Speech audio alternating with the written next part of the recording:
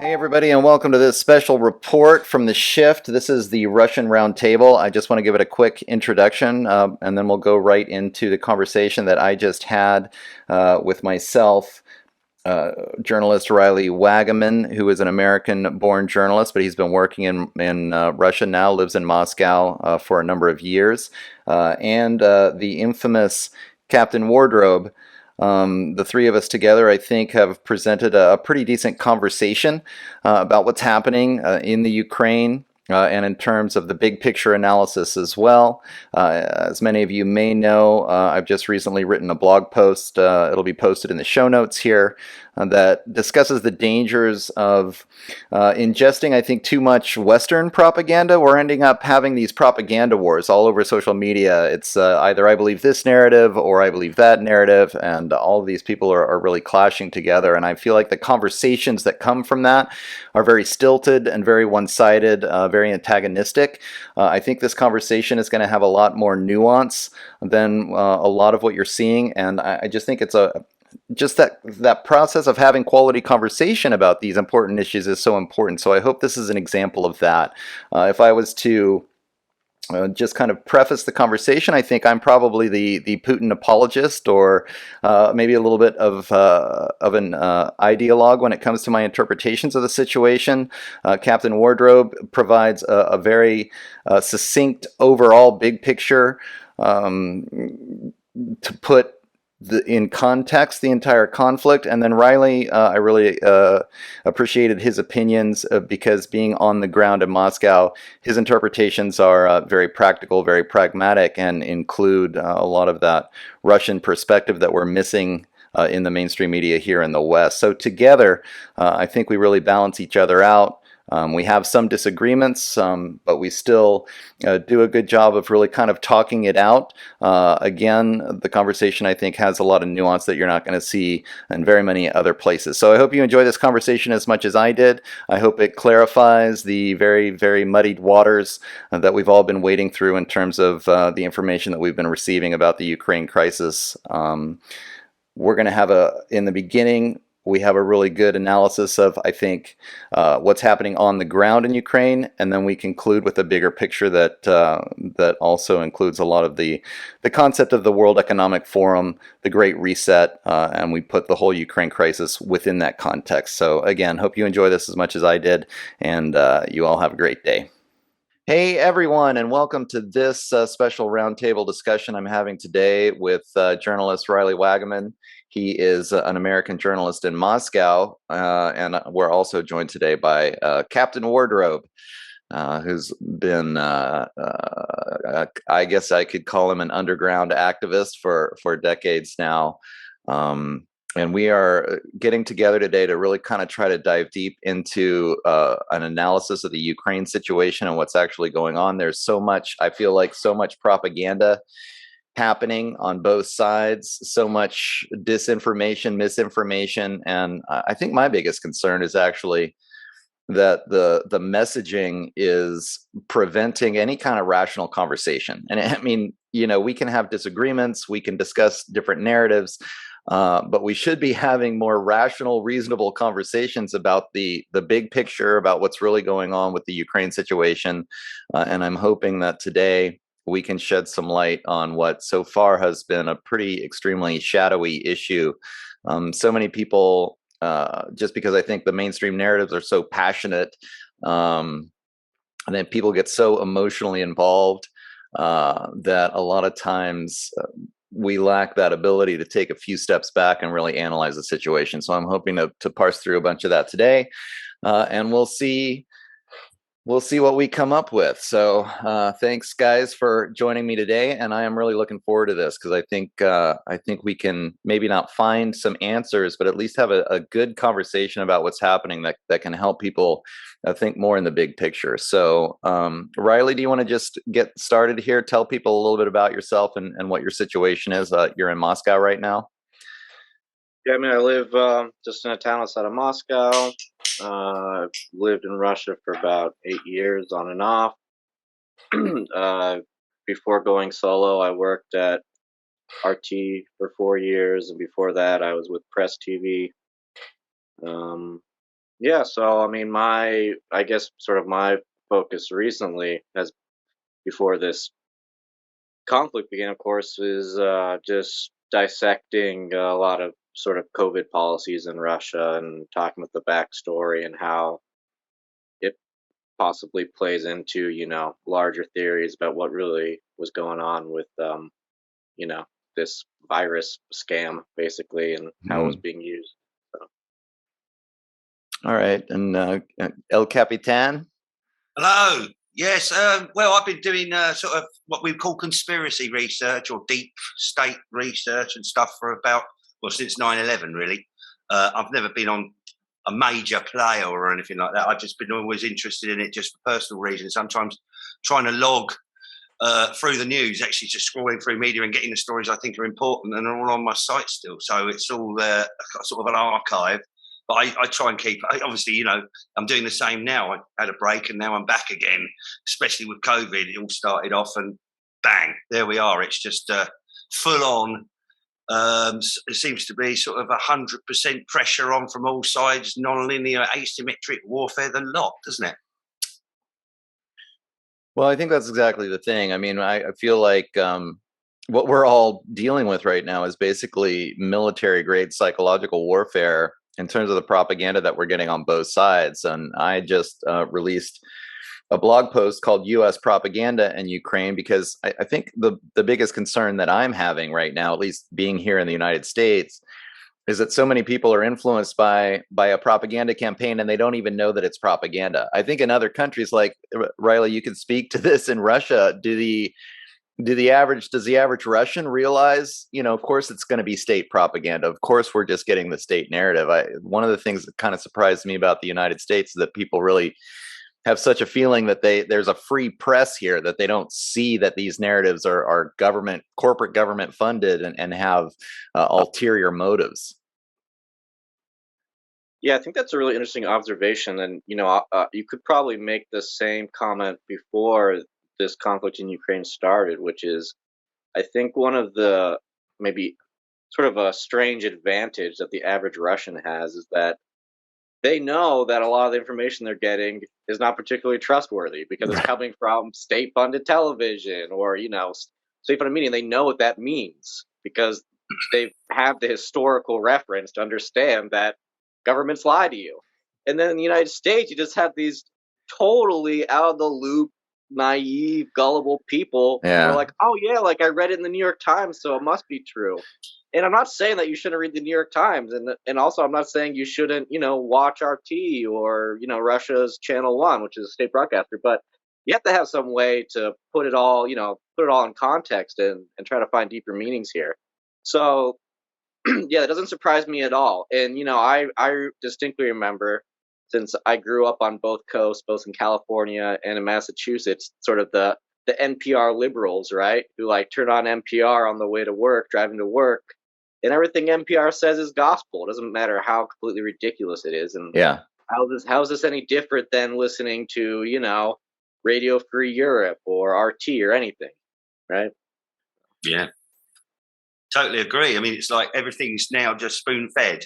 It's it seems to be it's cartons, it's like your cornflakes. It's a commodity. Everything's commodified now to a degree where it's completely controlled, and alternative voices are now obviously being just totally shadow banned on Twitter and places like that. Social media is controlled.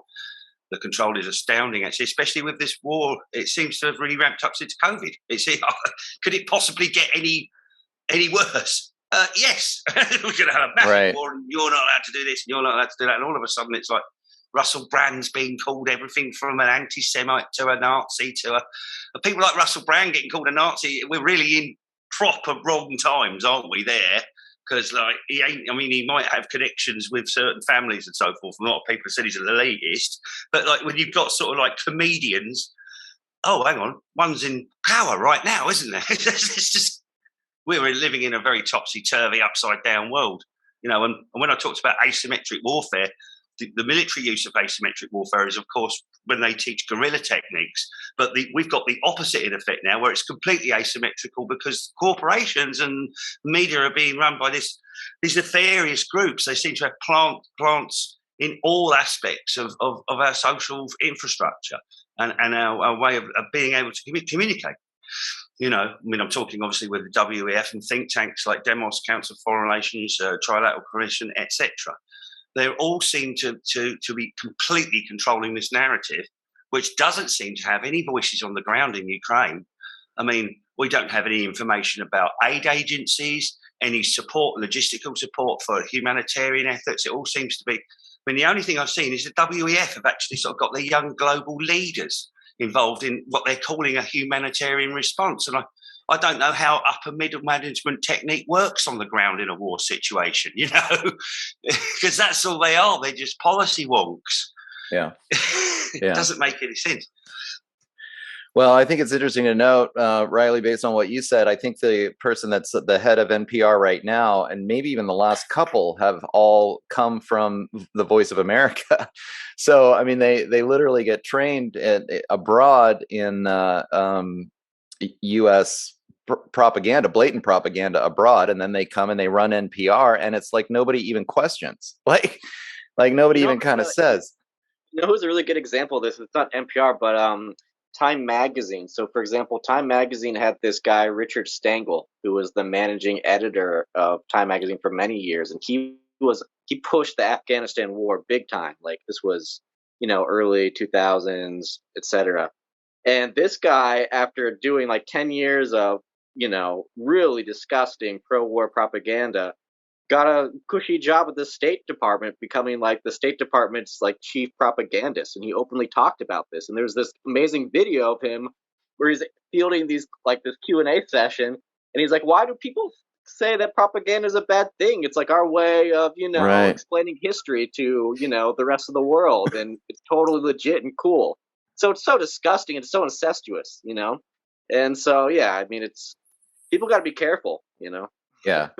I think Americans really need to figure this out. I mean, they really need to start to wake up and understand that what they're being fed is propaganda. Now, it doesn't mean it's all lies, but we have to, as human beings, we have to be able to parse the information that we're getting, know that it's incredibly skewed, and then try to figure out, our own worldview, our own perspectives about these things through a very critical process with a very critical eye of the media that we're receiving. And I mean, as NPR, like you talked about, for me, it's just so classic because the listeners of NPR seem to just think that it is gospel. It's amazing how it's really weird. It's spooky. Yeah.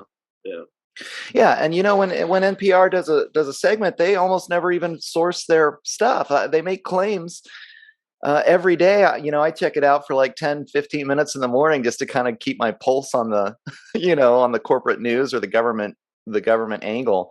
And they rarely source. They make outrageous. This morning they were talking about Russia's bombing hospitals, killing children, and it was like they had an interview with a doctor at a children's hospital that talked about, unfortunately, yes, in a wartime situation, there are going to be some casualties. But they made it sound, I think, way, way worse than it actually is. I guess one of the red flags for me is the coverage of, I mean, we can talk about the coverage of Ukraine now, say compared to the coverage of the Iraq war when it started, or the Afghanistan war, or even the complete lack of coverage in Yemen. So we're not, I mean, again, it's just such a huge red flag for me to see how the US media can just, paint Russia as the bad guy with no nuance, with no real understanding or discussion, critical discussion about the Russian perspective, and then ignore what's happening in Yemen, or ignore, for example, the shock and awe campaign when the Iraq war started, and how many civilians were killed in that campaign. We don't know because they didn't cover that. They didn't care about civilian casualties. They were too busy promoting the war. Yeah, absolutely. Yeah, I agree. I mean, it just seems like there's the shock and awe campaign was media blitz as well, wasn't it? It was all part of it. It was like thoroughly rehearsed and prepared with embedded reporters on the ground and embedded reporters in the actual operation centres as well. And we're not getting to see anything apart from news reports about Cobra meetings and NATO meetings, and then Jens Stoltenberg gives a statement, and then Van Leyen from the EU gives a statement, and they just say we're pumping arms we're giving them arms, we're giving them arms. And then you've got the stage sort of press releases where you've got WEF young global leaders crying about we want a no-fly zone, you know, and it's, you know, to Boris Johnson, another bloody WEF stooge who seems to want to put his hat on when he wants to leave Europe, and then suddenly he joins Europe and was famously snubbed yesterday. Did you see the reports? There's all sorts of strange reports of Boris Johnson being snubbed in the EU, and then suddenly, when it's a NATO meeting and all the same people are there, they all love him. It's very strange, that kind of behaviour, and it's like, I don't think that, it's very hard to tell what page they're on half the time. They seem to be changing their stance depending on who they're representing and why, all the time. It's confusing. And in terms of press, I mean, I know Eva Bartlett's on her way or is there now. Are we going to have anybody who's alternative on the ground? I mean, most of the people I've seen putting stuff out, especially in Donbass, look like they're plants from both sides. It's very hard to tell. And the information coming out is pretty much sort of like, bam, this is what you're supposed to think. It's all cereal. It's just mush. It's a shame. Well, let's do a little bit of an analysis. I want to get in, I think, later in the conversation into the World Economic Forum and what may really be behind all of this, because I feel like there's a lot of different levels. But I want to start with making a couple of points about at least the Russian perspective, and trying to, I guess, flesh out the validity, I think, of their point of view. And I mean, I definitely have a tendency, and I'm actually kind of hoping maybe Riley or either one of you guys can be a little bit of a foil. Maybe I'll play the sort of role of the Putin supporter. I mean, I don't want to say that I'm a Putin supporter, but I have to admit, I was pretty impressed with the way he dealt with the Syria situation. I was really concerned there was going to be a UN or a U.S. invasion. Obama we'll all recall the red line. Then there's a false flag, what appeared to me to be clearly a false flag chemical weapons attack, and it looking like the U.S. is going to invade. And the U.S. had air support there, theoretically fighting ISIS.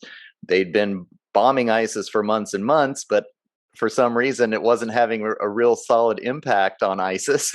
Yeah. And then, you know, when Putin said, well, President Assad has invited me in to help. And then the Russian Air Force goes into Syria, and the U.S. is like, oh, you know, they almost had no choice but to say like, oh, thanks for the assistance, right?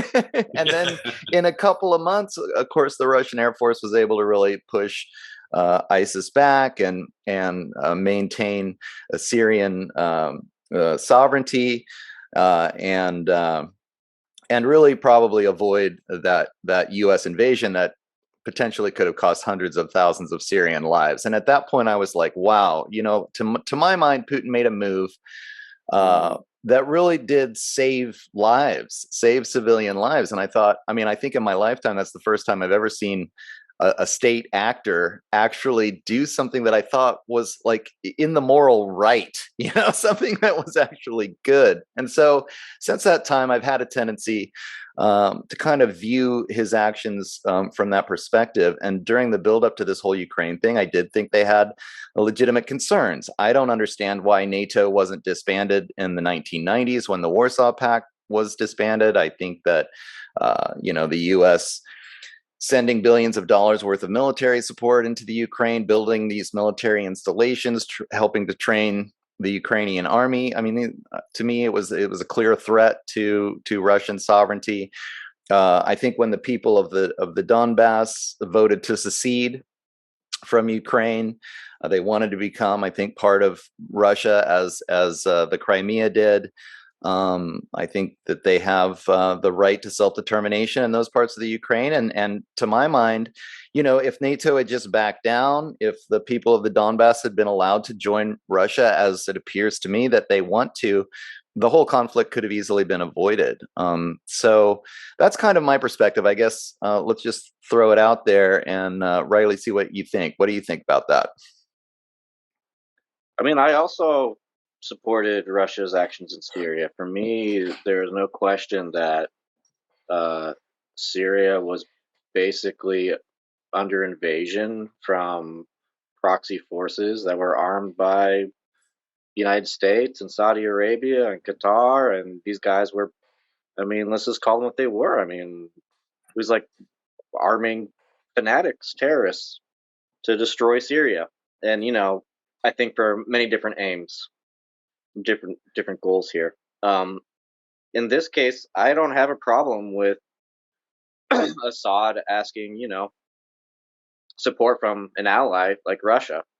I guess maybe my only pushback on what you said regarding Syria is I don't really see this as I don't think that obviously it had moral implications, but I don't think that Putin did it because it was the moral thing to do. It was because I think there were Sure. basically strategic reasons, right? And so, I mean, the way that I would explain that is not because I don't want to sound cynical, is, why didn't Russia intervene to stop the situation in Libya or do more to stop, or do more to stop possibly a situation in other parts of the world that have been totally ravished by all sorts of, US or NATO shenanigans.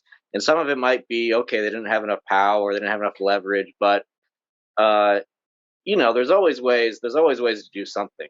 So I feel like this was a situation where Russia could do something and had strategic reasons to do something and chose to do it. And I think it was the right thing to do. In Syria or now in Ukraine? Syria. And with Ukraine, I would say, I mean, obviously there's a lot to discuss here. With Ukraine, this is what I would say about Ukraine is I understand that there is a long list of grievances. I mean, Russia has many, many legitimate grievances against NATO, against Washington, against the Ukrainian government, which I think has been totally unreasonable and hostile to Russia. The question, though, is the current conflict going to achieve desirable ends for Russia? And also, what are the consequences of what's happening right now?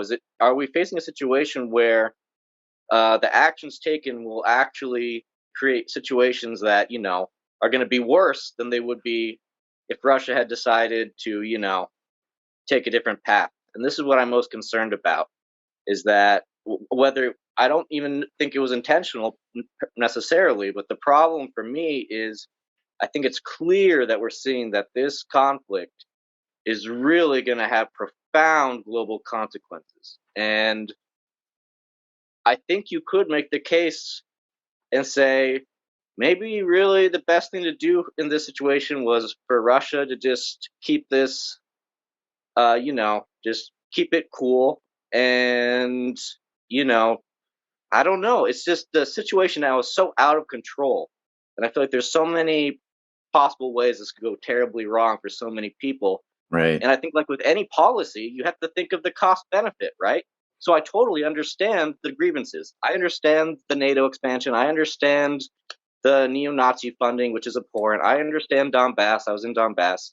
But you just have to wonder, what is this going to lead to? And I really do feel like we are in a World War I situation. Like this is like shooting the Archduke, across the land or something, because you have, you're taking a seemingly regional conflict, but it really has global proportions. And I think in 2 or 3 years, we might not even remember why Ukraine started, but it's going to change the world, Yeah, I actually completely agree. I mean, when it first started, I didn't see the larger consequences. I mean, I have to admit to that. I didn't see the larger geopolitical ramifications.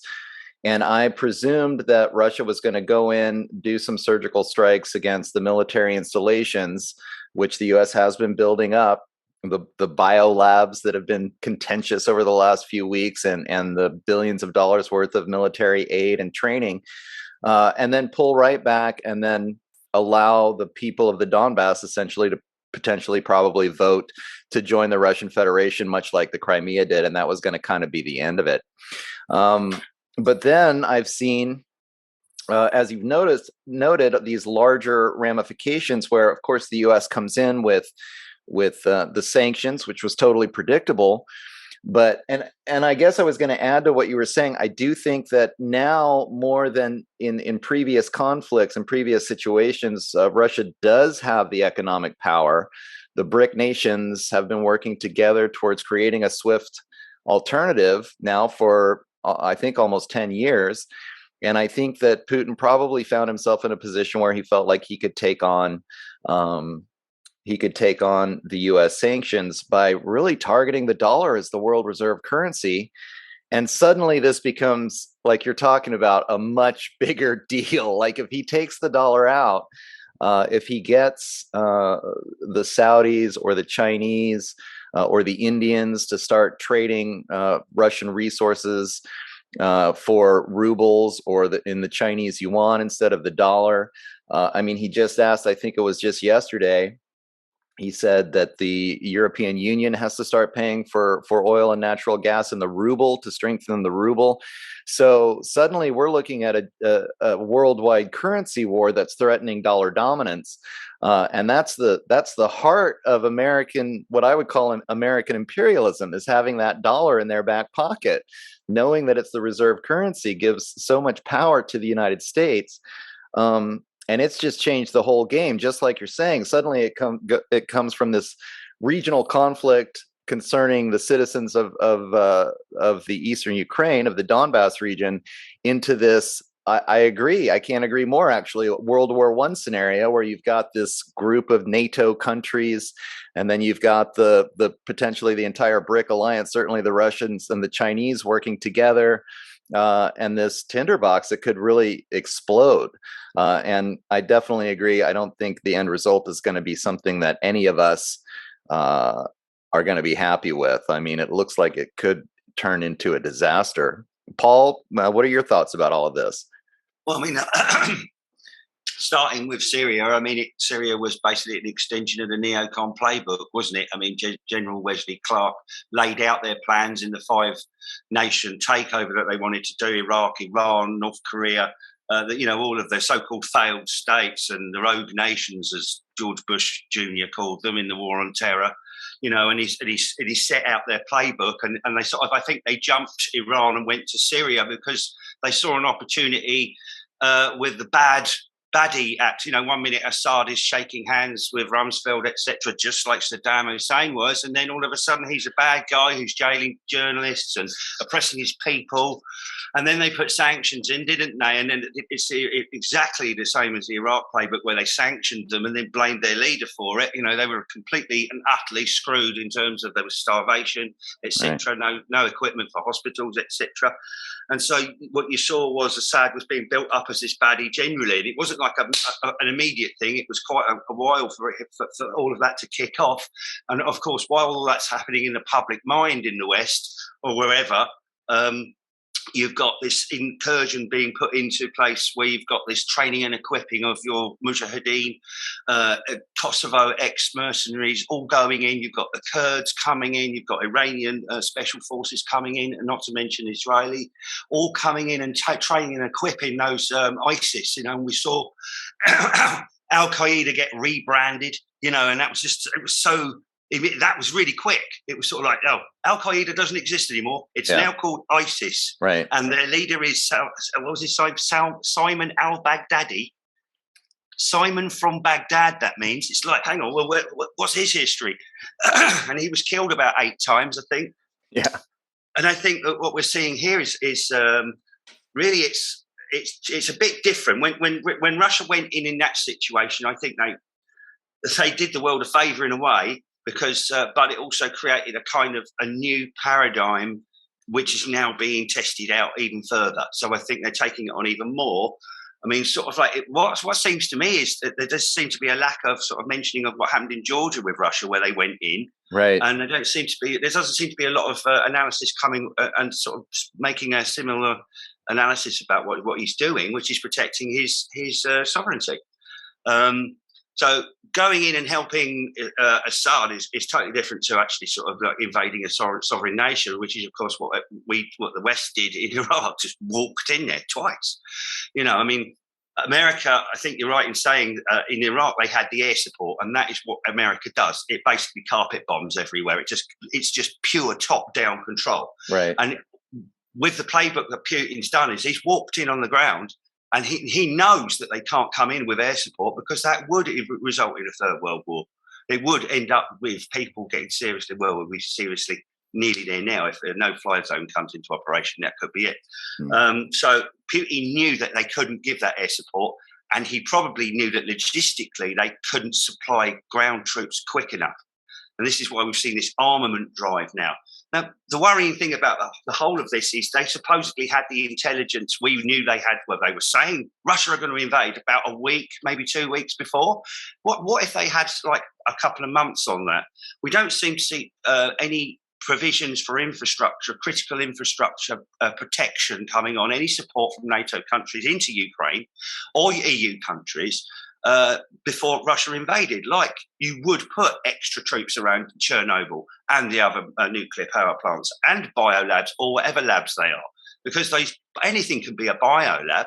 I mean, a pharmaceutical company who's got a laboratory could be called a biolab now, and biotech is basically, you know, I mean, they want to build plastic foods, lab-grown meats. They want a GMO, everything. I mean, that's WEF, the genetic modification and the actual sort of fourth industrial food revolution that's coming. So there was no support for protection of critical infrastructure. We're talking water and power and stuff like that. If they knew they were going to invade, that looks to me like Ukraine were being held out to dry.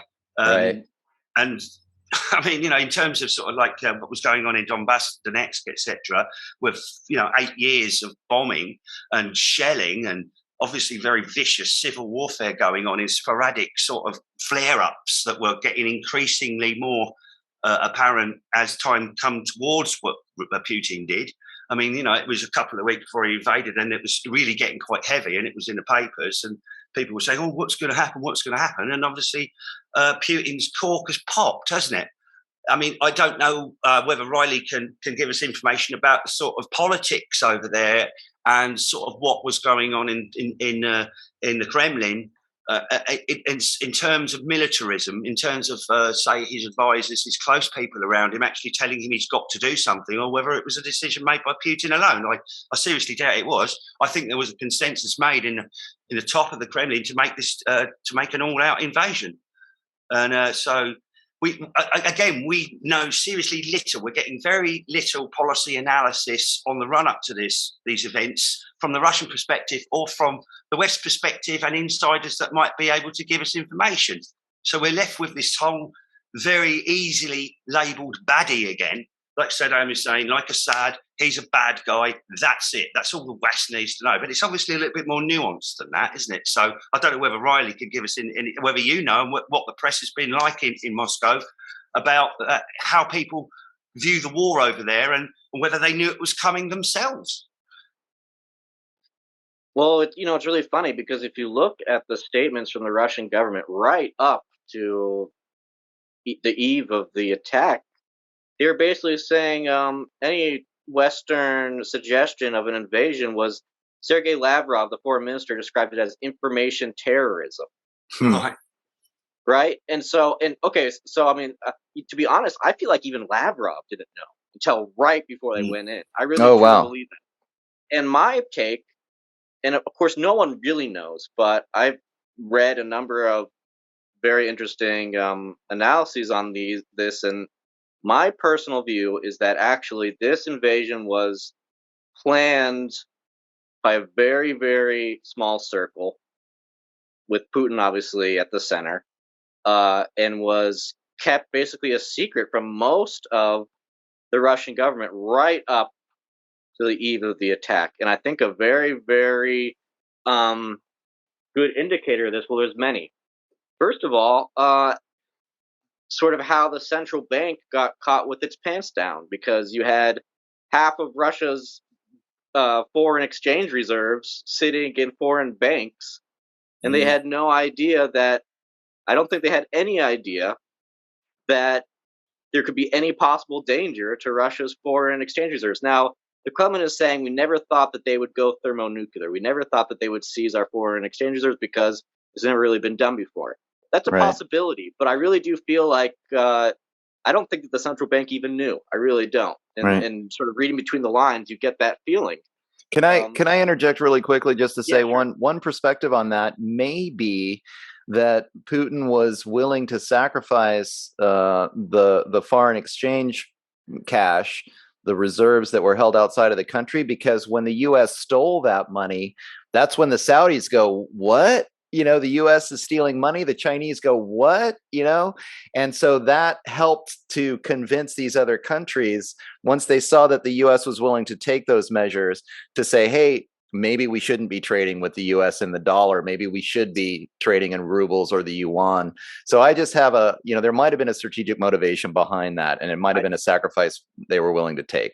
I think that's a legitimate theory. But Right. another thing that I want to add to sort of my understanding of what happened and why getting into sort of this sort of very close knit circle and how this attack was planned is I really truly believe, for example, I'll cite Igor Strelkov, who is a very famous, he was one of the original sort of Donbass rebels and he became the DPR defense minister. He's a very, very famous guy.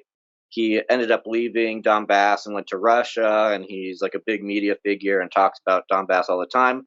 He gave this amazing interview, which I think, in my opinion, is very insightful, and a lot of people agree with him, where he basically said, it's very, very clear that whoever planned this attack, whoever was in charge of this, really truly believed that the Russian military would be greeted as liberators and they would be able to just drive to Kiev, and that the entire government would collapse and probably all of the nationalists and neo-Nazi battalions would flee to Western Ukraine, and it would be a cakewalk, very similar to Crimea.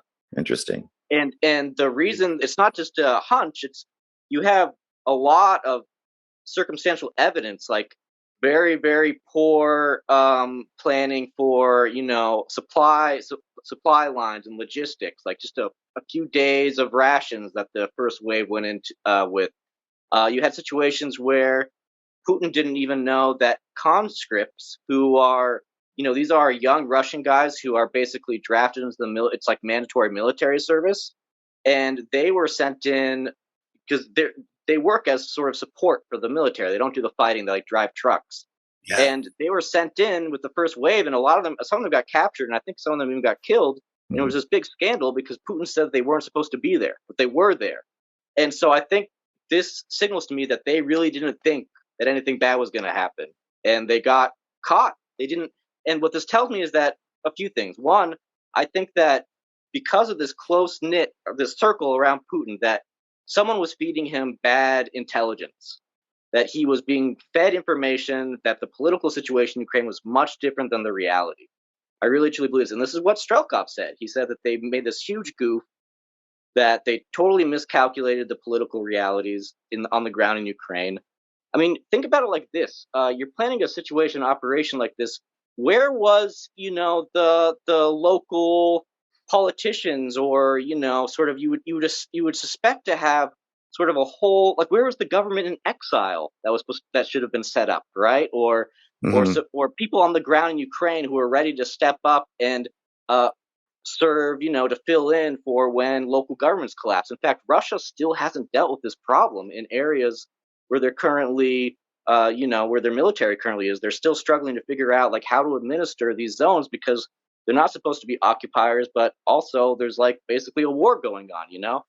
And so there's a lot of evidence to show that they really, really didn't think it would be like this. I don't think that they thought that this would even go to 1 month. And I think a lot of people, if we're going to be honest, a lot of people in the early days of this conflict were quite convinced that Kiev was going to fall soon. They had those special forces who dropped in that airport near Kiev. There was like a lot of excitement about this. It seemed like this was it. It's all going to come to an end soon. And here we are. It's still going on, Yeah. So something went wrong. Like how severely, I don't know. Obviously, we'll never know. But again, to me, this signals that for whatever reason, maybe just for operational security, Putin has kept this a secret, didn't get a lot of the government involved, and I think as a result, he wasn't able to pick people's brains. It was like, well, what happens if this? What happens if we're not treated as liberators? What happens if this happens? What happens if this happens? Right. I don't think they planned for that. I don't think there was a plan B. And I think we're seeing the plan B now. And so it's in this sense, it's a little bit disheartening because you would have hoped that Russia would have these contingent plans all ready to go. I'm not sure if they do because part of me really feels like they're just sort of winging it at this point. Like, Right. okay, they took Mariupol. Now what? Are you gonna encircle Kiev, and how is that gonna play out? And it's a mess. Like how do you think? I was going to say, Riley, I'm just going to add. Do you think that this might be Russia's Vietnam, and this might be the Vietnam that Brzezinski wanted in Afghanistan for them, and it's actually more politically, it's more politically relevant because it's on Europe's borders, and so that could be really useful in terms of armaments and the arms industry and a new Cold War. I mean, well, a warm war, an increasingly hotter war. So I was talking to a good friend of mine who's Russian, and we were talking this morning about this, and I was just asking him, like, can you please? I'm trying to figure out what was the actual strategy here? What was the game plan when they went in? And he said it's pointless to even consider this. It's obvious that something went wrong, and the question now is, can the Russian government fix it? Can they actually get out of this? Can they actually turn this around? Because you have to think, I think my biggest criticism of the alt media coverage of this conflict is not there is a huge laundry list of reasons why Russia should be extremely upset with the West. Has been abused, lied to, betrayed. I get it. The question, though, it's not the motivations and the grievances. Is anyone really seriously discussing how Russia gets out of this in one piece? How we get out of this in one piece? I think that's a much, much more difficult question. Well, yeah. Well, it's so interesting, these issues that we're bringing up. I mean, the first thing that comes to mind for me is that I totally agree. I actually think the longer that Russia stays in Ukraine, the worse it's going to be for them. Like I was actually surprised when they crossed the Donbass and they went into the western part of the country at all. Like I thought they could have just gone and they could have had a really stopped in the Donbass region and just said, okay, we're taking this, or we're not taking, we're securing this, right? And go do your thing. They had a legitimate complaint there because the people of the Donbass had seceded from the Ukraine when Russia acknowledged that they were independent republics. And then those republics invited Russia in. Now there can be about the legalities of all of this, whether it really was legal or not, but they had a legitimate argument as to going in there and quote unquote liberating that region. But then they went ahead and went into the western portion of the country. And I thought that was, extremely bold. And I figured that what they wanted to do was sort of to take out the military installations that had been built up over the last 8 years through mostly United States military aid to that part of Ukraine. But this needed to be a very quick surgical strike. And then they needed to pull right back to the Donbass region. And then they continue to have that claim of legitimacy for what they're doing. But the longer this goes on in that western part of the country, I think the worse it's going to be for Putin and the Russians to maintain that argument of legitimacy that they had at the beginning. So, well, and think of this. Again, I'm not trying to accuse the Russian military of any sort of, barbarism or anything. But think of the irony of this situation is that you are launching a military operation in Ukraine to basically stop what I think are, discrimination against Russian speakers, a whole slew of really disgusting anti-Russian policies. And all the Russian-speaking regions of Ukraine have now been flattened by this war. I mean, Mariupol it's a sad thing to look at now. Kharkiv in the north is a Russian-speaking city, has been really, really horribly abused by this war. And now you have Western Ukraine, which is really the most viciously anti-Russian part, which is fine. It doesn't really, it has not a whole lot has really happened in this part of Ukraine. And so now you have a situation where it's like we've just completely destroyed the infrastructure and these entire areas of Ukraine that we were supposed to be protecting from these neo-Nazis, and somehow they sucked us into this urban warfare that's decimated the region. Right. And so it's really not a good situation for Russia. And I'm not accusing them of, having bad motives, but I'm going to tell you honestly, and I know this personally because I've spoken to people in that I know people in this region who fled. Kharkiv, for example, was a pretty Russian sympathetic city. A lot of people in Ukraine now are super pissed at Russia for, destroying their livelihoods and their apartment buildings all messed up. And in war, it doesn't even matter who did it. It's just it happened, and now everything sucks.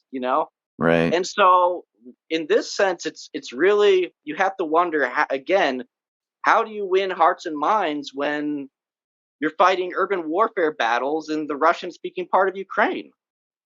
Yeah. Yeah, I mean, I think it's interesting.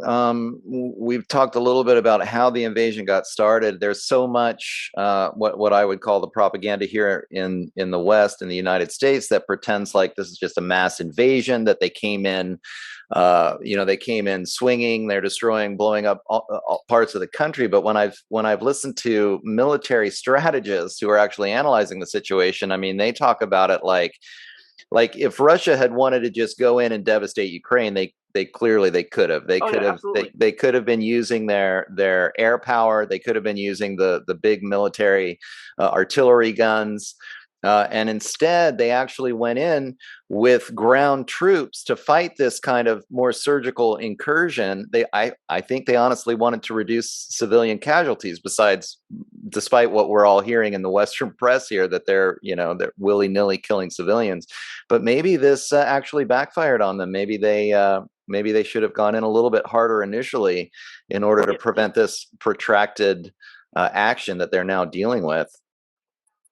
Yeah, I mean, I think that this is the reality, and again, I think it was a miss. I think there was a serious miscalculation, and I really think that they didn't expect any serious resistance. Mm-hmm. And like you said, now, I mean, I'm honestly hearing this. This is not just some sort of meme on the internet. I mean, even in Russian media, you see, or on Russian Telegram channels, you see people talking about how, Ukraine is being sort of teed up to become, Eastern Europe, Somalia. You just funnel NATO and the United States funnels weapons, into West Ukraine, and this could go on. I mean, this could really become a protracted conflict that can go on a very long time, and it can also spread to other countries in the region. And it's terrifying to think about how many things can go wrong at this point. It really is. Right. It's really, really frightening. Well, it's Paul, I'm just going to say, it's interesting that Riley should bring up the fact that the Russian leadership seems to be completely out of touch with reality. And I think that echoes across into the West as well. I think we're now facing a situation where our so-called leaders just don't have a clue what's going on the ground in most of their areas as well. There's a complete cut-off now of the political class has become this dominant force. But they seem to be backing everything up with this, UN WEF laden spiel PR that doesn't represent how real people feel. It doesn't represent what's actually going on the ground. And I think we're seeing the results of this complete and utter overreach. Well, it's been called an overreach, but it's not. It's just plain political ineptness. It really is. It's just an obvious, just out of touch with reality of what's going on. Where was if you're going to, start a major offensive? I mean, one of the tactics you use is you send in your intelligence. You send in your sleeper agents. You get prepared for months and months and months, maybe even years, and you set the ground, and you sort of you use your intelligence on a physical ground level based initiative in order to test the ground and make sure and run feasibility tests. This just seems to have just gone bang straight after COVID. Everybody starts waking up. Pfizer documents go bang, and then all of a sudden, oh shit! Right, let's do a war. Right, and it's just like. Is this the level of political thinking we're looking at on a global level from so-called people that have got political science degrees, etc.? This is just, they've got doctorates and things. What are they studying in these things? This doesn't seem to make any sense. And that's why the West, I think a majority of the media, it's a cakewalk because no one's in touch with what the political thinking really is. They're just being given it by a diktat, as we've seen with COVID. stay away from each other, wear a mask, do as we say. And this global authoritarian movement over the fear of disease is now just seamlessly merged into this war in a really sinister and shocking way. I think it's very, very telling. So, I don't know how you guys think about that, but that's what I'm seeing from here. And obviously I'm in a part of the world, I'm over in Cyprus here, where we've got major mass inflation happening, the economy's crumbling, we're getting power cuts every day. I might just disappear right now because every day we've had one around this time. I'm kind of thinking, well, why not today? Thank you, whoever you are. But, we've got Turkey getting involved, being a mediator in this crisis. We've got Israel and gas being talked about here, where they're going to put a pipeline in. And the Greeks are kind of like, we could have a situation just because of energy resources alone, actually ends up with more conflict or near conflict, and it's affecting the regions around it. I mean, the incursion from the north into Ukraine by Russia came from Belarus, and Belarus have been very odd. Their posturing has changed slightly, and they've stood back a bit, where they've said we're not getting involved.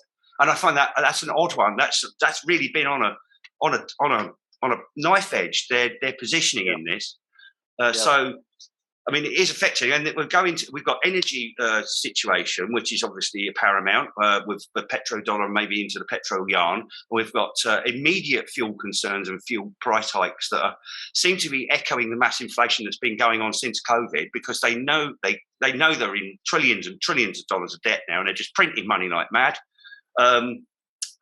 It just seems to me that on one level you've got the fuel problem. On another level, you've got food obviously coming from that fuel problem with food security. And all of these are playbook WEF concerns that they've been talking about during the COVID problem. Yeah. And it all seems to be very, very, we've been talking about sort of food security. Let's see what happens if we have a war, and then see how we can play it on the ground. And it's like this kind of, without knowing what's happening on the ground, they just top down controlling the situation from this kind of horrible pieces on the board scenario, where they're dehumanizing the global population via their technocratic ideas and control mechanisms, and basically seeing rooms, command and control centers. They're absolutely obsessed with this on a strange Lovian level, I think. Yeah, interesting. Yeah, I want to get back to this question of whether the Ukraine is quote unquote the sort of a Russian Vietnam here, and then have a little bit more discussion about that, because I guess my perception has been that that's what the U.S. wanted. I think the U.S. wanted to set up the Ukraine just like they did in Afghanistan in the 70s. To be this quagmire, to tempt Russia into the invasion, and then basically, like you noted, Paul, leave the Ukraine out to dry. They kind of promise Ukraine, you'll be part of NATO. We've trained you. We've given you these weapons. We'll have your back. And then, well, actually, we're not going to set up a no-fly zone. We're not going to send troops in. Sorry, you're on your own. But just as a kind of a way to set this trap for Russia and for Putin. Now, my interpretation so far had been that Putin kind of saw the trap coming and flipped it on its head with this potential to attack the dollar as world reserve currency, to really go at the heart of the U.S. empire, to use the invasion as a way to achieve this larger geopolitical goal of eliminating dollar dominance, and then allowing for this quote unquote multipolar world where Russia and China can come out at least as equal partners with the United States, if not world leaders, while the U.S. crumbles due to the inflation caused by all those dollars rushing back into the American economy.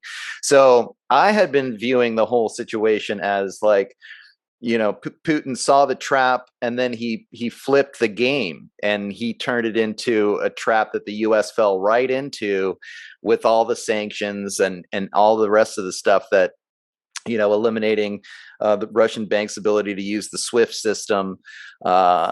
This was all very predictable, and Putin had, an end game when all of that came.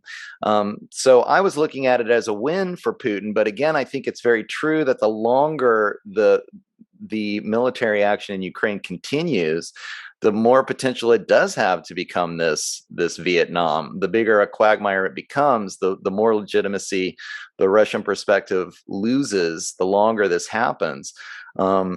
So it's just an interesting perspective to see where this is going to go. Why don't we flesh this out just a little bit, Riley? Maybe you can start, and then I definitely want to get into the whole petrodollar conversation, but especially in relation to the World Economic Forum and the Fourth Industrial Revolution, because I think that's the meta analysis that we can start to apply once we get more of a handle on what's really happening on the ground here. I mean, look, I am totally open to all interpretations. I mean, it's 2022. We're living in totally crazy times. I'm not going to dismiss anything. Seriously. Yeah. But again, I think that if Putin is really playing this sort of, super strategic long game, I just don't understand how can you bungle the actual attack so badly, right? I mean, that for me, that's a big one.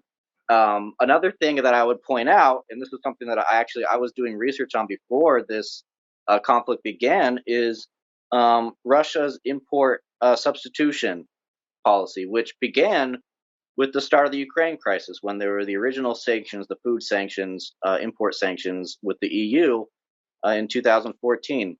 Now, this policy was really supposed to make Russia as self-sufficient as possible.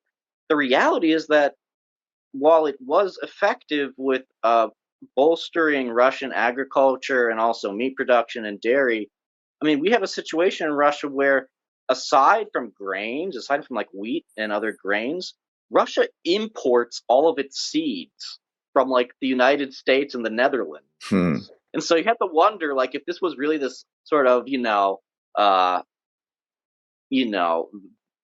really strategically well thought out, even something as basic as, where are we going to buy our potato seeds from if there's a third world war? From the United States, I guess. I don't know. It's like, right. There's problems with like even basic electronics. Russia has no real market presence with this. I mean, we're seeing it's surprising how a country that has so many natural resources and had this policy in place really, unfortunately, wasn't able to diversify its economy in a way where I would look at it and say, clearly they were preparing for something huge. I don't actually see that yet, to be honest. If I was looking at this objectively, I would say, okay, they got the foreign exchange reserves. That's pretty cool. But I don't see this as like a situation where if Russia cut the cord with the United States, that they were ready to go. It seems very sudden to me. It doesn't feel super calculated. Right. Well, I guess I would counter with, what's going on behind the scenes with China and India. These are huge markets. China's got the manufacturing, and maybe they're, I guess in my mind, the negotiations with the BRIC nations over the last 5-6 years, they have something up their sleeve. Now that's just me, postulating this. I don't know, but I can't imagine Putin would overextend himself this much without having some kind of backup, particularly from the Chinese. I think a lot they'll be able to make up for these losses, import losses with trade with the Chinese for sure. Mm-hmm. But it's just for me, it just feels, it doesn't feel super precise in the way that you would think it would. But maybe I'm just being too, nitpicky. But I guess another thing I would add though is this idea that de-dollarization has been a process that's been going on for more than a decade, I would say. Sure. And you have videos of George Soros saying there's a managed decline of the U.S. dollar and everything is shifting to Asia. This is like George Soros saying this 10 years ago. So for me, this idea that I'm not super convinced. I mean, you need a catalyst for this, right? So I mean, for example, COVID was used as a catalyst to basically just shred the social contract between government and citizens.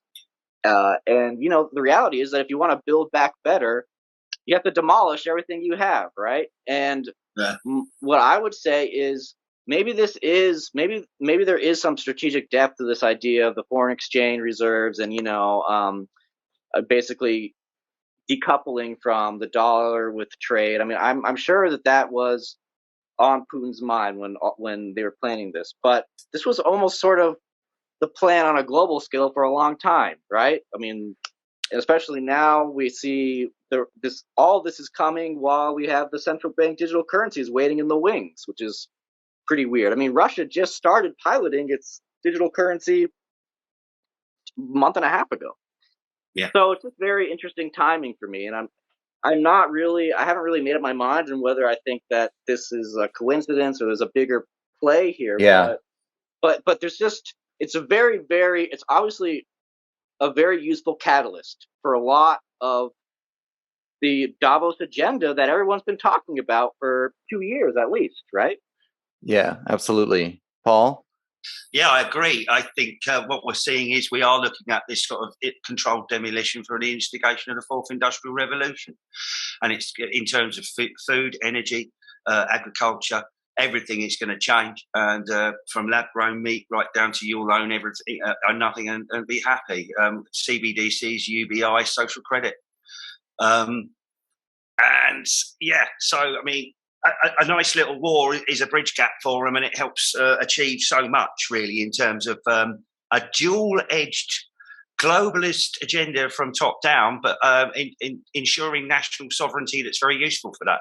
Mm-hmm. So it's actually going to it's not like many people have said over the years that sort of like the UN are going to come in and invade and there's going to be a global world government. I think they're playing it now more on a dualistic nuance where people are going to get more nationalistic, but it's going to be used from that top down. So your sovereignty is going to be digital now. You're going to be... You're not going to be able to use the internet without identification very soon. Things like that. So access to all services from the government is going to be digitized, isn't it? And we're looking at that kind of digital social contract that we've all got to take part in. And it is just absolutely, it's horrendous, really, the way, if they are going about it like this is a war crime in itself, isn't it? Because surely humanity needs a little bit more respect from these people, and they don't seem to be giving it. Yeah, I mean, this is the perfect segue into the last part of the conversation, which is, what exactly is the motivation behind this, and where does the World Economic Forum play its part? I think the last time you and I talked, Riley, on my podcast, there's this big question, is Putin anti-New World Order? Like, there's a lot of people that want to see this as Putin standing up against Western imperialism, and the New World Order is basically defined by these Western organizations that have been promoting, specifically from the United States, this kind of World Economic Forum package. But I actually do.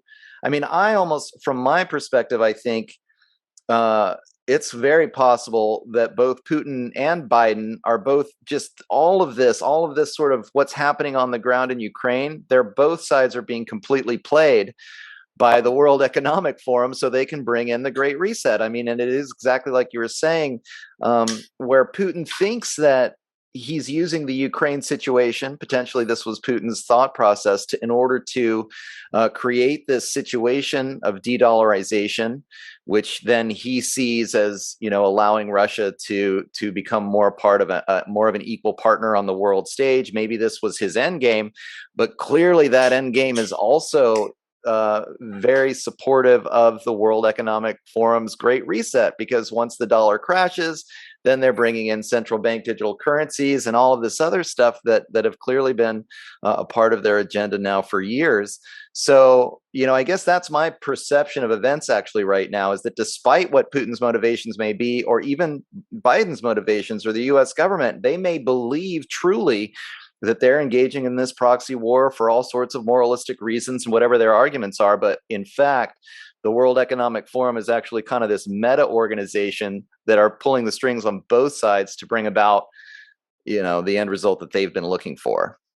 It's interesting, actually, as you say, with Biden. Have you heard the leaked, it was actually on OAN News Network, this leaked Biden call where he's talking about, this is while Trump was in, basically saying that basically we need to stop Trump from investing in the Ukraine because we need to crash the private bank first. Otherwise, he's going to use a global economic crash in order to fund Ukraine further.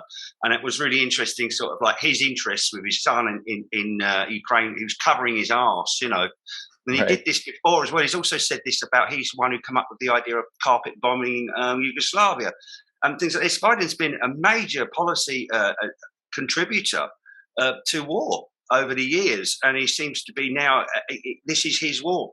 You know, I think Putin's given him the opportunity, and if you look at it from a top-down, above nationhood, where they're wearing their globalist hats, it does seem to be a conspiracy. And I hate using that word, but I think it is. And I think we're being played. I think humanity's being played.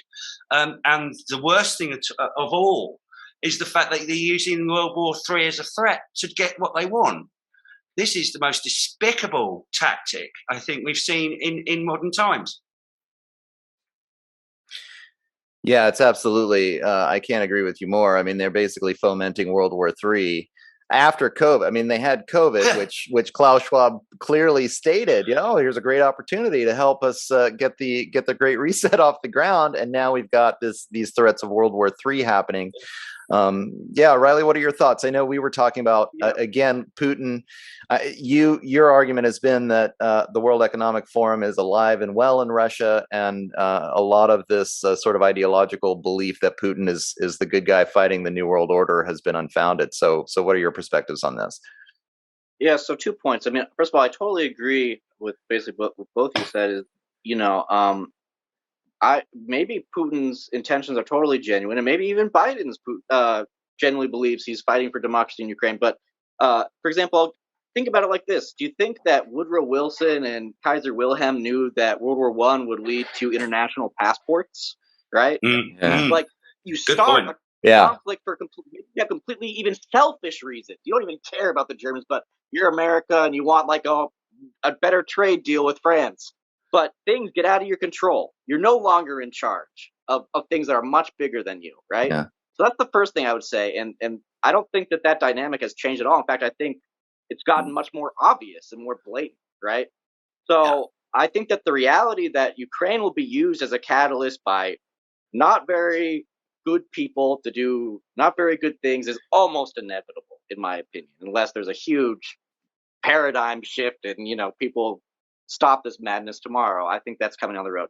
The second thing I would say about Russia and the World Economic Forum is, while I still believe, and this is almost a different conversation, but I still believe that the World Economic Forum does have tremendous influence in Russia. What I would say, though, to skeptics or those who believe that somehow, the ties have been completely cut and Putin was using Klaus Schwab for his, own, goals, what I would say is that, in my opinion, it's very clear that whether Putin is an actual signatory to the Great Reset or not, Russia and China are going to be building a very, very similar system. We're talking about a system. We're not heading for an age of freedom. People should realize that we're heading for an epoch of regimentation, control, never before unprecedented seen control over almost every aspect of life, surveillance that we've never seen before in human history. This is going to happen with the BRICS nations too. So you can make this argument that, but Russia and China aren't really part of this World Economic Forum, thing. They're gonna do a very similar thing. And so you could say, well, I prefer that flavor of totalitarianism to that one, but I don't know. That doesn't do a lot. That doesn't do a lot for me personally, honestly. So that's. I mean, I think that people. That's where I get upset when people talk about like sort of Putin resisting. It's like, well, okay, they're resisting a system that they're just going to build anyway in Russia, and there's absolutely no evidence that Russia isn't building that system. In fact, all the evidence points that they are. Sure. And China. Let's be really honest here. China is like the worst offender when it comes to the top-down control of civilization. Yeah. I mean, China's really, really. Do you know that? By the way, no one talks about this right now. China like put 50 million people under lockdown now because of stealth Omicron. They're like doing mass testings in Shanghai. I mean, it's crazy what they're doing, and they're basically rebooting the COVID scam. And why? I mean, is it to some have theorized that they're actually aggravating the sort of supply chain crisis, and it's just very weird. And you have to remember again, it's like I even read something very interesting the other day that uh, BRICS is like actually creating systems where they're going to be sharing their vaccines. And so Right. all future biosecurity situations, there's going to be coordination among BRICS. Well, what does that mean? It just means the BRICS clot shot instead of the Western clot shot. And as we know, actually, they're the same thing, basically. I mean, Russia and Right. AstraZeneca, that partnership still exists even after this war. So again, it's like I don't want to be the party pooper, and I feel like some people probably think I am, like this guy who's like pooping on everyone, just like constantly telling people that, like, try to blackmail people. That's not what I'm saying. I just want people to realize that again, like Putin is not going to bring freedom to the world. Putin is going to bring the same. It's the same thing, Right. really, at the end of the day. So Yeah, I mean, I certainly appreciate the realistic perspective. Like I said at the beginning, I think I'm the one that probably I want to believe this idealistic interpretation of Putin, but realistically, that's not the case. I mean, we're seeing there's so much else going on. And I definitely agree with you about China. I remember, I think we're all familiar with the Rockefeller Foundation's, I think it was called Scenarios for the Future, that lockstep right. that lockstep section where they just explicitly, came out and said, well, in the future, there might be a virus and we might have to, shut down economies. And this is going to be very difficult for Western style democracies, but, we'll have China as our example. And I absolutely believe that upper class, that World Economic Forum class, that meta class, actually loves the Chinese system. I think, and from the point of view of an oligarch billionaire, where you're viewing the unwashed masses, and how do we control these people so they don't figure out that we're all screwing them and revolt against us? They're looking at China going, wow, these social credit systems, all of this technocratic infrastructure, the surveillance infrastructure. This is perfect. This is exactly what we want. And that's when it comes down to this idea that this whole Ukraine thing is just exactly as we described, a catalyst to bring about this world shift into the Great Reset, into the fourth industrial revolution. And that there's actually, again, and this, Paul, what you were saying, this strikes to the heart of what people call conspiracy theory. So, maybe we could kind of spend the last 10 or 15 minutes really just kind of talking about realistic assessments of what's happening, because so many people don't want to believe that there is a group of rich people who conspire together to control the world. And I think people like us can look at, well, there's the World Economic Forum. What are they doing there? Here's the Bilderberg Group. Here's where they're funding the Council on Foreign Relations. Here's all of the places where the rich people, either get together themselves to make these plans or hire academics who are going to help them make these kinds of plans. And so it seems obvious to me, but so many people want to stay in that place where they see nation states warring against each other, and they seem to have no awareness that many corporations are far larger than most nation states, like just in terms of the gross national product, or the amount of money that they make every year, the amount of power that they have over a lot of these governments all over the world. I think you've got to take this into account in any kind of analysis. So what do you guys think about that? I guess just in terms of this meta-analysis for the last part of the conversation. Paul, you want to get started on this one? Yeah, I mean, I did some investigations into who's funding and the different social credit systems in China, and came up with the same names as these hedge fund managers like Vanguard and BlackRock and all these people, Slate Street, etc. And if you look into like for Russia's top three companies, same thing. We've got top-down stakeholder capitalism where the WF, especially the high members of the WF, I've never been altogether sure about how the hierarchy works in that organisation, and I don't think we're seeing the cream of the crop at all. I don't think we're seeing the major global players and the people that run those hedge funds. I think we're looking at the members of those hedge funds are the stakeholder capitalists that Klaus Schwab talks about, that he wants a global stakeholder capitalist run society. It doesn't marry the two ideas of a global capitalist society run as a communitarian kind of globalized solar punk, beautiful Disney-fied version of reality. Those two seem to come head to head, and it doesn't seem to be very well thought out. So yeah, I do believe that we have a situation where we have a lot of hidden hands at the very top who have all of the resources, all of the wealth, and can control people like Unilever, you know, major suppliers of products all over the world. We have these huge conglomerates in media, and every walk of society now is being controlled top down by these stakeholder capitalists who are lords, ladies, dukes, earls, going from royals right through to the political classes and into your Fortune 500 Uber leaders, and they've all got stakes in every game. So that's the reality of the situation. On an economic level, we have this technology already in place. It's not like it's coming. It's here, folks. We are living under it. And wars seem to be one of the products they want to push on the public. Right. Riley? So, I mean, I don't have a whole lot to add to that, but I guess just giving sort of an example from here in Russia, because I think that people are rightfully sort of fascinated by, you know, how sovereign is the Russian government? Like, is it part of this greater plan? And, you know, for example, I'll tell you, when the sanctions hit and basically the Russian stock market took this massive beating, guess who bought up all of the cheap, Russian bonds? It was Stanley Morgan and Goldman Sachs. Wow. Yeah. Wow. So, yeah. So, look, you know, and we're talking about, for example, just last week, right? You have, for example, one of the major industries that hasn't left Russia is Big Pharma. Big Pharma has not left Russia. They're still here, and of course they're saying, "Oh, it's because it'd be so terrible to all of our clients in Russia to deprive them of our medicines, you know, and blah blah blah." And what I would say is, you know, I don't personally subscribe to any sort of, you know, this one guy controls everything and this is exactly how it works.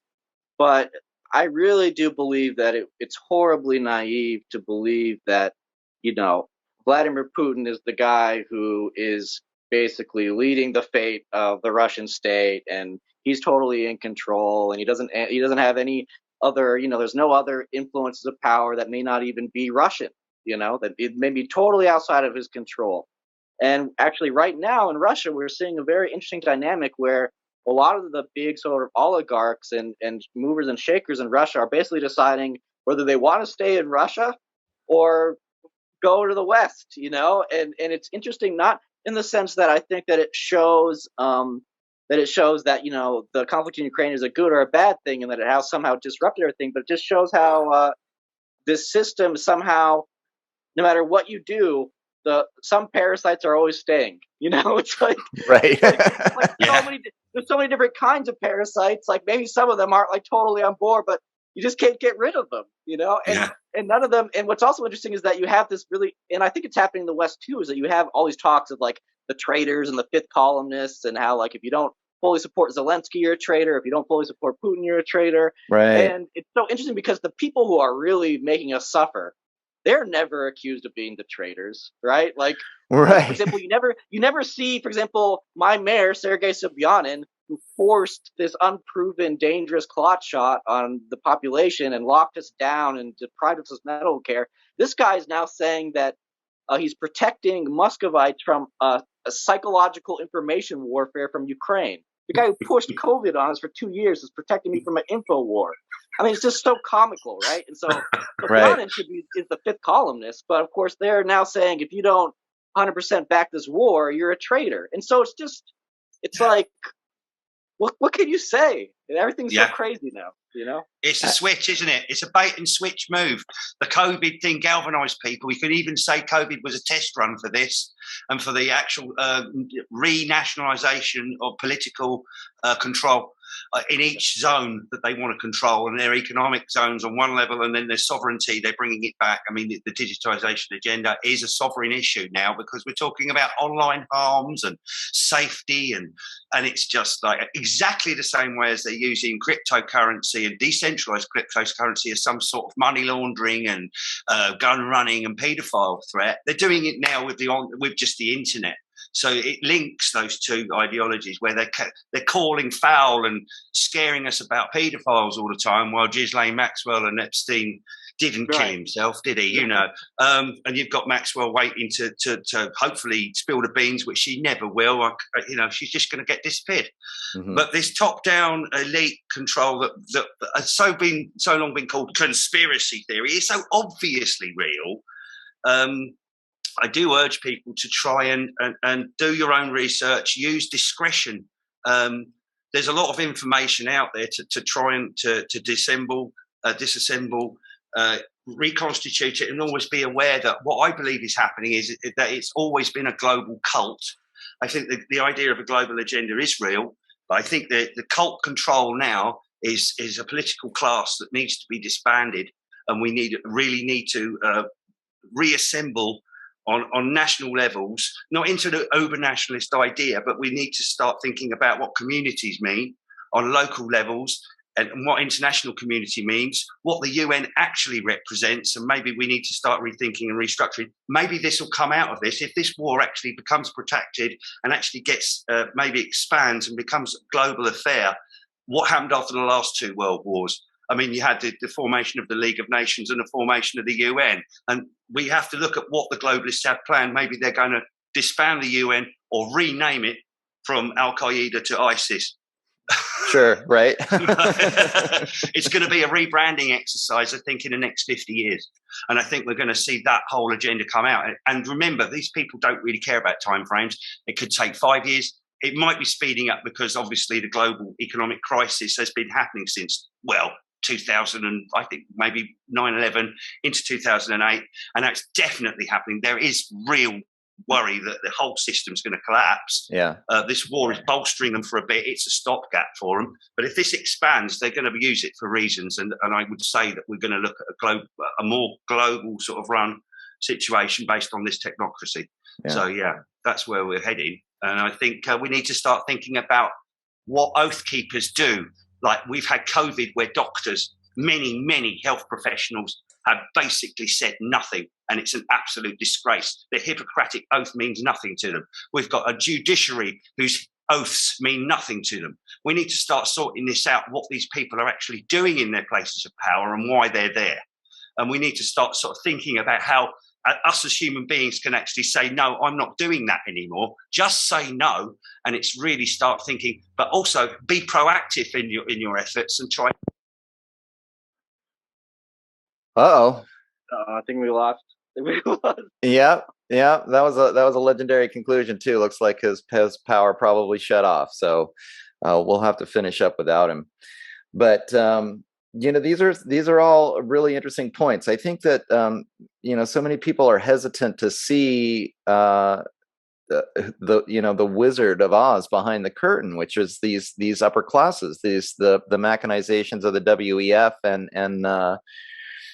and these other major players that really, I think, all the evidence points that these organizations transcend the nation states. And if you don't take this into account, then your analysis is not going to be as nuanced and as refined. And unfortunately, I think that's where, like what you were talking about before, Riley, the black and white, us versus them interpretations come into play, and people are just so adamant that, either Putin is the hero or Putin is evil. And there's no ability to see the nuance that is actually happening in terms of the power games that are played on that level, and the unbelievable wealth that the oligarchs and the corporate structure really has, and they're working behind the scenes to fabricate so much of what we see as reality from our perspective. Yep,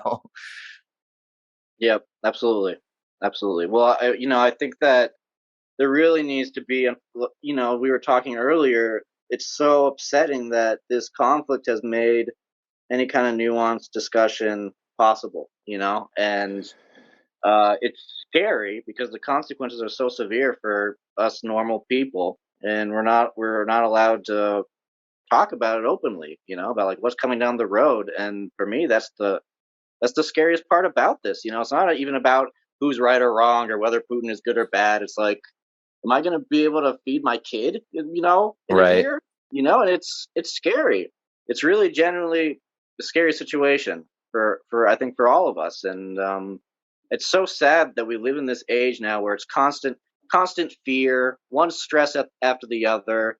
And I honestly I see this as the sort of the rise of the biosecurity state for all of us, where Hmm. there's no going back to normal. It's everything. Everything has to be red alert. Everything is you're just like that. You're locked down, or there's a war, and so we can't stock the shelves anymore. And it's how did this happen? It's crazy. Yeah. Yeah. Well, it's frustrating. Um, and I'm not exactly sure what the solutions are. It is kind of like this whole conversation and the way that it's wrapping up. I mean, I think regardless of what your positions are about the Ukraine, about Russia, about Putin, about the United States, about NATO, I think ultimately we have to really start taking into account exactly what you're saying, that no matter what side of that argument you're on, we're all headed towards this The fourth same industrial thing. revolution, and it's not going to be good for any of us. So Yeah. how do we even approach it, right? Yeah. How do Exactly. Yeah. Yeah.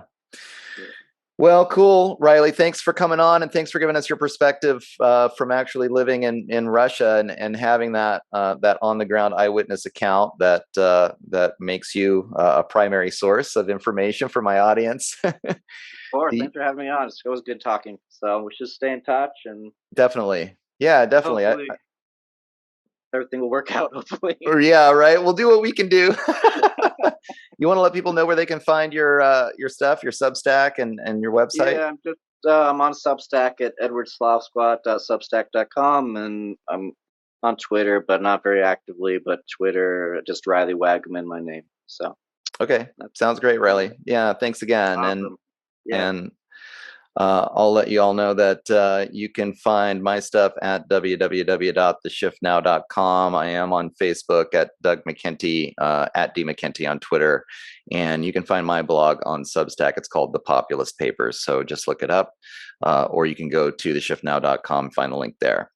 All right. Well, hopefully, I don't think we solved any of the world's problems today, but I do think the conversation really can clarify a lot of the craziness and a lot of the information, a lot of the propaganda that everybody's getting thrown at everybody from every angle. So anything we can do to kind of clear up a little bit all of those muddied waters, hopefully will be of benefit to the people who check this out. So thanks everybody for listening, and thanks again, Riley. Really appreciate it. Of course. Yep. Take care.